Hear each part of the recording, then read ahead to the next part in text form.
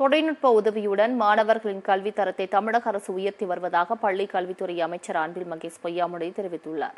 மாணவர்களுக்கு கல்வியை மேம்படுத்தும் வகையில் சென்னை நுங்கம்பாக்கத்தில் உள்ள பேராசிரியர் அன்பழகன் கல்வி வளாகத்தில் உயர் தொழில்நுட்ப ஸ்டுடியோக்களை அமைச்சர் அன்பில் மகேஷ் திறந்து வைத்தார். பின்னர் அங்கிருந்து மாணவர்களுக்கு பாடம் நடத்தப்படுவது குறித்து பார்வையிட்டு ஆய்வு செய்தார். தொடர்ந்து செய்தியாளர்களை சந்தித்த அவர் மாணவர்கள் படிக்கும் பாடங்களை மிகவும் எளிமையாகவும் மனதில் பதியும் வகையிலும் தொழில்நுட்பங்கள் மூலம் கல்வியை மேம்படுத்தி வருவதாக கூறினார்.